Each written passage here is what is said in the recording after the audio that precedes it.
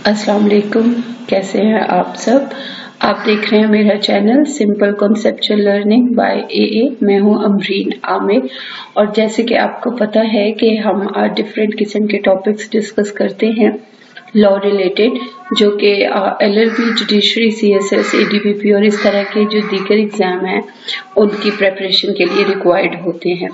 अच्छा, आज का टॉपिक जो है वो है latest amendments in civil procedure code, जो कि बहुत ही हॉट टॉपिक है आजकल, इस वजह से कि नवंबर 2020 से जो है वो ये इम्प्लीमेंट होने जा रही हैं जितनी भी जो है वो अमेंडमेंट्स हैं सीपीसी के अंदर।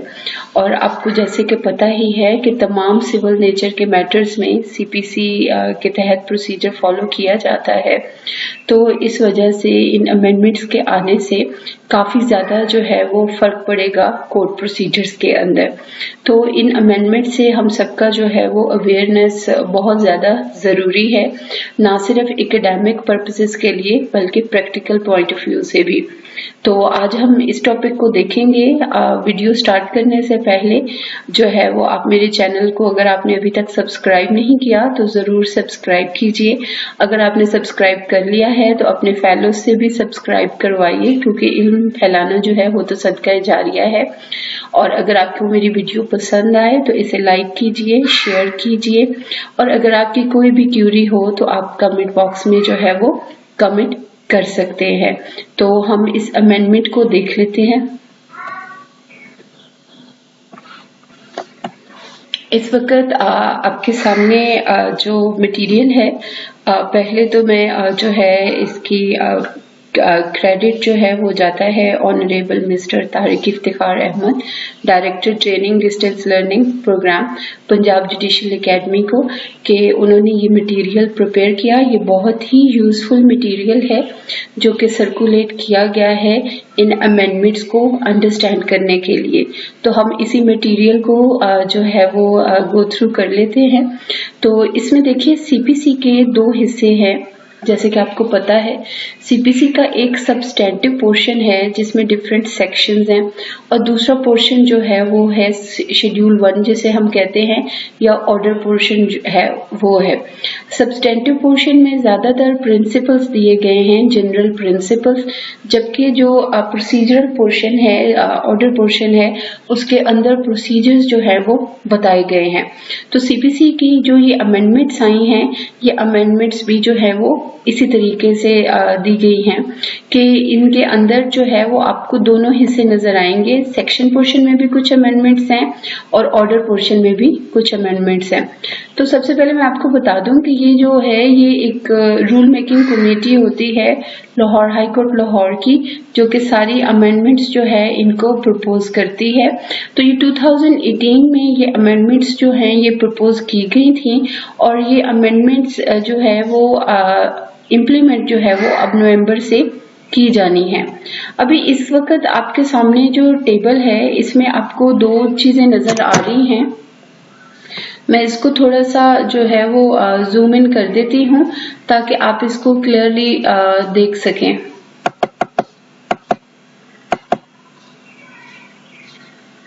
परफेक्ट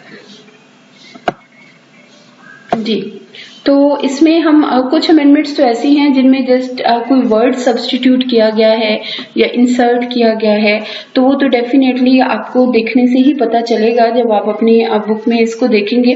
तो इसका तरीका ये होता है, जब भी कोई अमेंडमेंट आए और आपके पास ऑलरेडी जो बुक होती है और उसमें किसी सेक्शन में कोई वर्ड इंसर्ट किया गया है या सब्स्टिट्यूट किया गया है, तो उसका बेस्ट तरीका ये है कि आप कलर्ड पेन लें, रेड ले लें, ग्रीन ले लें, और आपका वो जो भी वर्ड हुआ है सब्स्टिट्यूट, उसके आप जो है वो उधर लिख लीजिए वो नया लफ्ज जो उसके अंदर आया है। अगर इसी तरह कोई लफ्ज ओमिट हुआ है तो उसको काट दीजिए। इसी तरह अगर कोई लफ्ज जो है वो इंसर्ट हुआ है तो उसको ऐड कर दीजिए, और मार्जिन में, अपनी बुक के मार्जिन में आप मेंशन कर सकते हैं कि ये अमेंडमेंट के जरिए इसको जो है वो किया गया है। तो हम 3 कलर्स के पेन यूज कर सकते हैं, जैसे हम ओमिट के लिए ब्लैक कलर का पेन यूज कर सकते हैं, और अगर या जो है वो वर्ड सब्स्टिट्यूट हुआ है तो हम ब्लू कलर यूज कर सकते हैं, और अगर वर्ड ऐड हुआ है तो हम ग्रीन यूज कर सकते हैं, और ओमिट के लिए हम रेड कलर भी यूज कर सकते हैं। सो ये आपके ऊपर है, अपनी कन्वीनियंस के मुताबिक है। अच्छा, कलर्स जो है इनको जरूर इस्तेमाल किया करें। एकेडमिक में कलर्स का जो है ये बहुत ज्यादा कंट्रीब्यूशन होता है, इस लिहाज से कि जैसे मेरी पहले भी एक दफा आपसे बात हुई थी इस पे कि जो विजुअल्स होते हैं वो इंसान का जो ब्रेन होता है वो उनको बहुत मतलब क्विकली जो है वो सेव करता है। ये बिल्कुल इसी तरह है जैसे हम किसी कैमरे से कोई पिक्चर लें तो अगर वो सिर्फ वाइट होगा सरफेस जिसकी हम पिक्चर ले रहे हैं तो उसमें उतनी क्लैरिटी नहीं आती, लेकिन जब चीजें कलरफुल हो जाती हैं तो उनकी अपीयरेंस जो है वो बहुत ज्यादा वाज़ह हो जाती है, तो वो कभी फिर भूलती नहीं है। तो इसलिए आप इस तरह से जरूर जो है वो कलर्स का इस्तेमाल किया करें, कलरफुल मार्कर्स का इस्तेमाल किया करें अपनी बुक्स के ऊपर। अच्छा, एक चीज और मैंने देखी है कि अक्सर ये समझा जाता है कि पढ़ने वाले बच्चों की किताबें साफ होती हैं। मैं इस चीज से थोड़ा सा इख्तिलाफ करती हूँ। मेरा ख्याल है कि पढ़ने वाले बच्चों की जो बुक्स है ना वो हम उसे गंदी तो नहीं कहेंगे, लेकिन हम उनमें कहेंगे कि वो नजर आनी चाहिए कि ये पढ़ने वाले बच्चे की बुक्स हैं। उसके ऊपर आप मेंशन किया करें, चीजों को नोट किया करें, लिखा करें। ये जो हमारा एक बड़ा ऑर्थोडॉक्स सा बचपन से तरीका चला आ रहा है ना कि हम पढ़ते किताब से हैं और लिखते नोटबुक पे हैं, तो उसमें कोऑर्डिनेशन का फर्क आ जाता है, क्योंकि बाज़ दफा आपके पास वो नोटबुक उस वक्त अवेलेबल नहीं होती जब आप वो बुक यूज कर रहे होते हैं। तो अगर आप बुक्स के ऊपर ही नोट करने की आदत डालें, और अगर आप बहुत ही सोफिस्टिकेटेड हैं तो आप ये कर सकते हैं कि स्टिक-ऑन्स जो मिलते हैं, छोटी छोटी चिट्स होती हैं जो पेस्ट हो जाती हैं, और वो पेस्ट रिमूव भी इजीली हो जाती है, तो आप उसे स्टेपल भी कर सकते हैं। तो आप स्टिक-ऑन्स के ऊपर जो है वो इंफॉर्मेशन लिख लिया करें, और उसे जो भी बुक का रेलेवेंट पेज है, रेलेवेंट सेक्शन है, उसके ऊपर आपने स्टेपल कर देना है। उससे ये होगा कि आप जब भी वो सेक्शन पढ़ेंगे तो आपके जितने भी नोट्स थे वो आपकी आंखों के सामने आ जाएंगे, और आपको अलग से कोई मटेरियल जो है वो लेने की जरूरत नहीं पड़ेगी। तो अब ये नया जमाना है, और नया जमाना जो है ये तो वन विंडो ऑपरेशन का जमाना है। तो अब अगर हम एक सेक्शन को समझने के लिए 10-10 नोटबुक्स खोलकर बैठ जाएं तो वो इतनी हैंडी चीज नहीं है। तो ये जो आपको मैंने टिप दिया आप इसको जरूर आजमाइएगा, और इसका आपको ये भी फायदा होगा कि कल को वही बुक जब आप अपने ऑफिस में यूज करेंगे, अपने कोर्ट में यूज करेंगे, या आप 5 साल बाद किसी भी पर्पस के लिए यूज करेंगे, तो आपके वो सारे नोट्स आपके आंखों के जो है वो सामने आ जाएंगे। ठीक है, तो आपने ये कलर्स का इस्तेमाल बहुत ज्यादा किया करें, उससे जरा फ्रेश भी रहता है इंसान, देखने में भी अच्छा लगता है।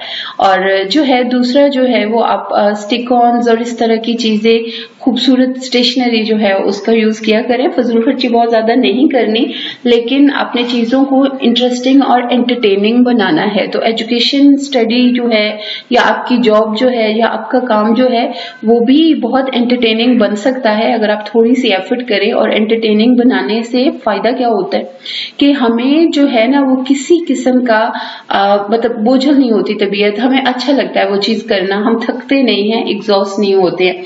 तो काफी इधर उधर की बातें हो गई है, तो अब चलते हैं वापस अपने टॉपिक की तरफ। तो मैं आपको बता रही थी कि सीपीसी के जो सेक्शन पोर्शन है उसमें भी कुछ अमेंडमेंट्स आई हैं।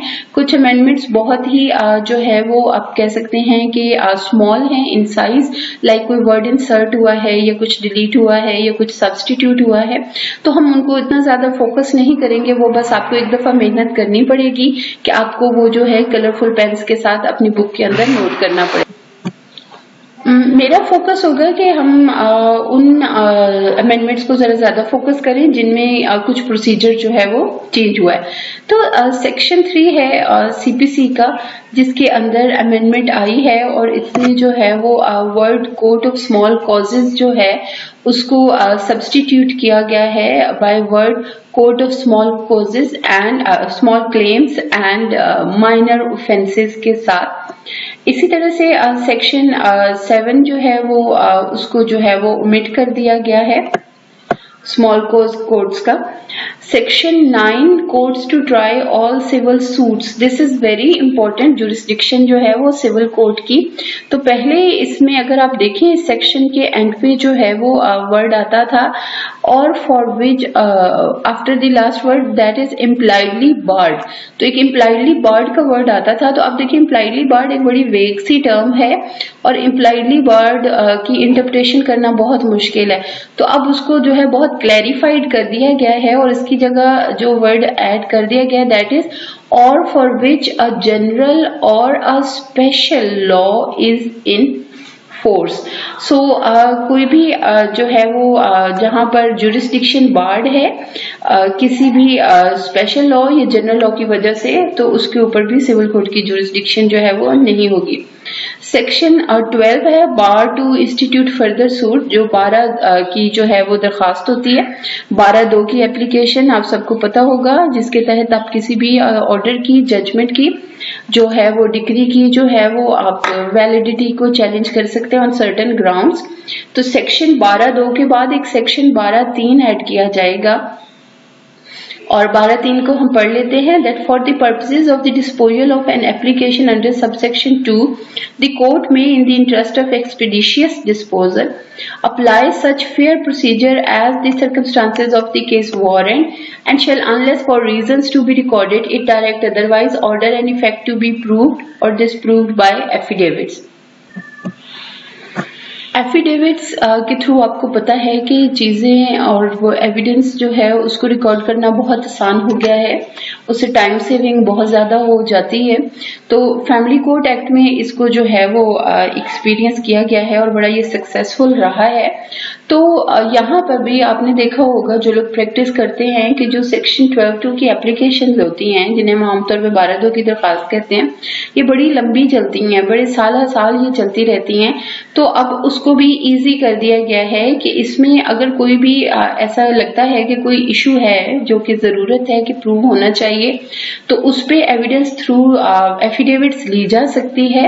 और पहली बात मैं क्लियर कर दूं कि इसमें इशू फ्रेम करना जरूरी नहीं है, बल्कि कोर्ट को जो है वो डिस्क्रिशन दे दिया गया है that court may in the interest of expeditious disposal apply such fair procedure. So कोई भी प्रोसीजर अप्लाई करते हुए एप्लीकेशन डिसाइड कर सकती है। So if court considers it appropriate कि अगर सिर्फ आर्ग्यूमेंट से ही ये एप्लीकेशन डिसाइड हो सकती है तो उस पे हो सकती है, लेकिन इन केस जहां पे कोई इशू है या कंट्रोवर्सी है जिसको प्रूव करना जरूरी है, तो फिर उसमें जो है वो एफिडेविट्स लिए जा सकते हैं। अच्छा, सेक्शन 24 का सबसेक्शन 4 जो है वो ओमिट हो गया है। देन सेक्शन 30 जो है power to order discovery and the जो बाकी इसकी क्लॉजेज हैं तो उनको जो है वो सब्स्टिट्यूट कर दिया गया है। सेक्शन 33 जजमेंट एंड डिक्री से रिलेटेड है, इसको सब्स्टिट्यूट किया गया है, तो इसको देख लेते हैं। The court after the case has been heard shall pronounce judgment maximum within 15 days। So after hearing the final argument within 15 days जो है वो judgment pronounce की जाएगी and on such judgment a decree shall follow simultaneously and meanwhile जो है वो decree भी जो है वो बनाई जाएगी, ड्राफ्ट कर दी जाएगी जैसे ही जो है वो judgment प्रोनाउंस की जाएगी। सो ये बेसिकली अब 15 डेज का पीरियड दे दिया गया कि after conclusion of final argument 15 days के अंदर जो है वो उसका फैसला सुना दिया जाएगा। सेक्शन 35 आपको पता ही है कॉस्ट से रिलेटेड है, तो कॉस्ट एंड कंपनसेशन वगैरह से रिलेटेड है। तो इसमें जो है वो सबसेक्शन 1 जो है उसको सब्स्टिट्यूट कर दिया गया है, ठीक है। Subject to such conditions and limitations as may be prescribed and to the provisions of law for the time being in force, the cost of an incident to all suits and other proceedings in the suit including execution proceedings shall follow the event and the court shall have full power to determine by whom or out of which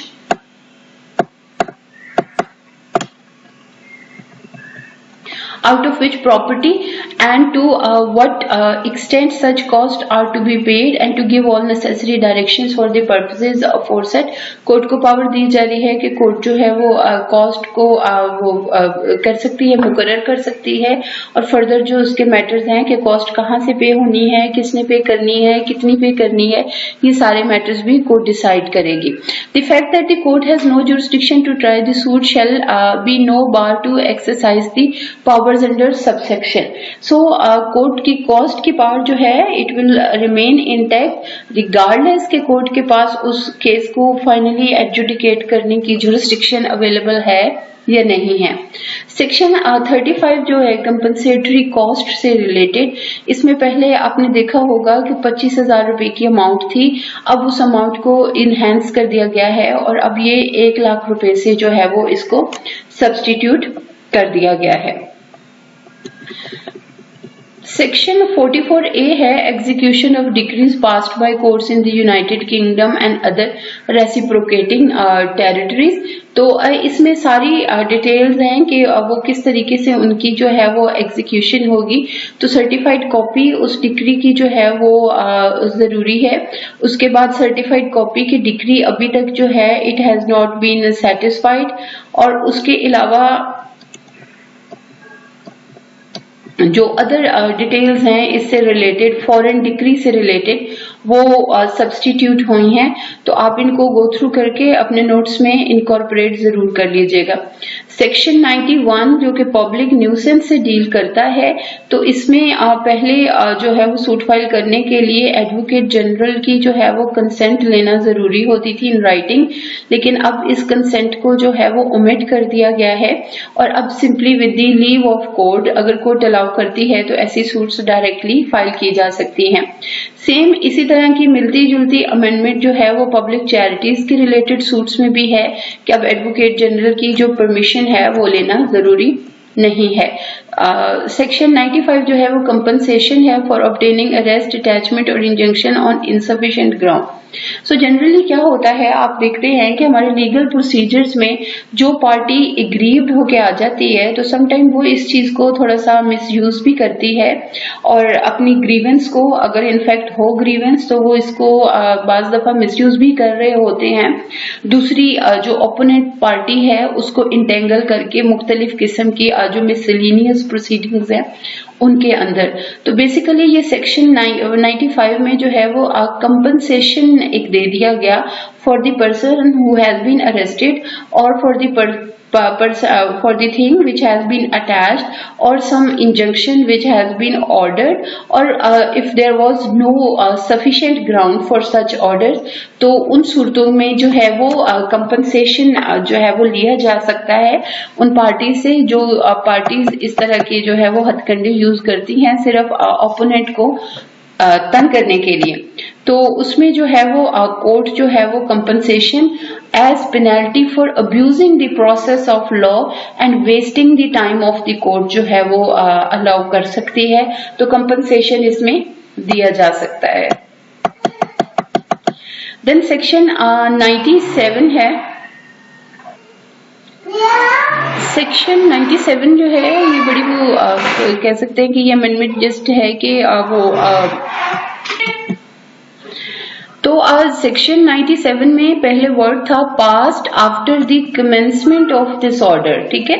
तो अब आपको पता है कि sorry this code, तो ये CPC तो बन गई जो है वो 1908 में, तो काफी अब तो टाइम गुजर चुका है, तो अब तो शायद ही कुछ ऐसी डिक्रीज जो है वो हों मौजूद जो कि जिनके ऊपर अपील्स होनी हों और वो डिक्रीज 1908 से पहले की हों।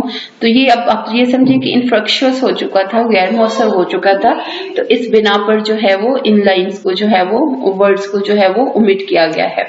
अच्छा, नेक्स्ट आता है जी सेक्शन 102 सीपीसी का, no second appeal in certain cases, इसको जो है वो सब्स्टिट्यूट किया गया है by no second appeal shall lie in any suit when the amount or value of the subject matter of the original suit does not exceed ₹25 million।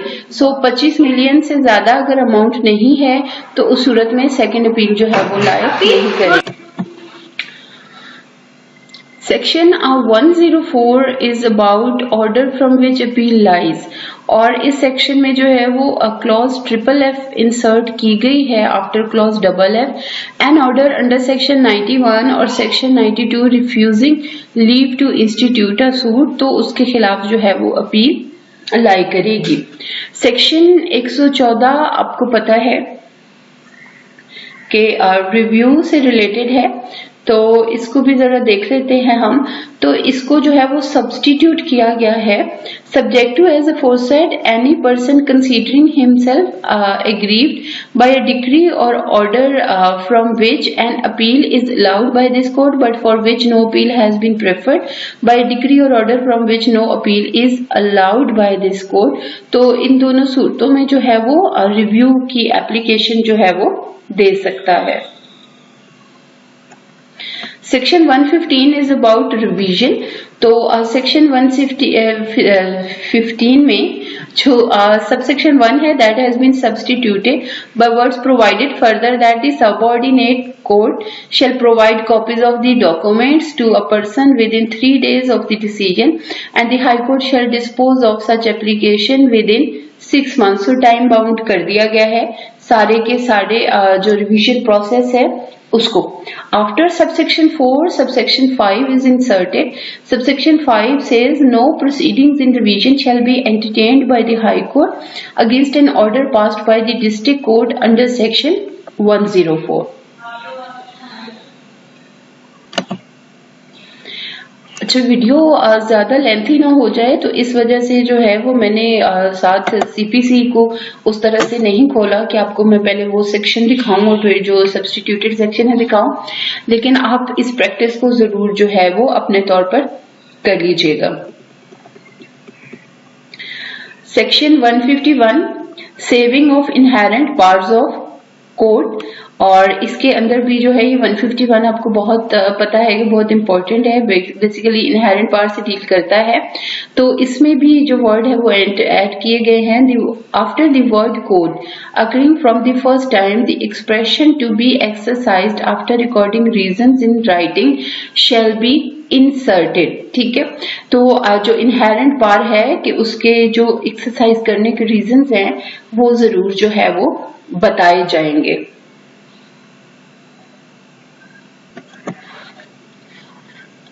तो यहाँ पर हमारी जो है वो खत्म हुई जो अमेंडमेंट्स हैं सेक्शन पोर्शन में CPC के। तो इंशाल्लाह हम जो है वो बहुत जल्द इस पे न्यू वीडियो हम बनाएंगे जिसमें हम ऑर्डर पोर्शन में जो अमेंडमेंट्स हैं उस पे बात करेंगे।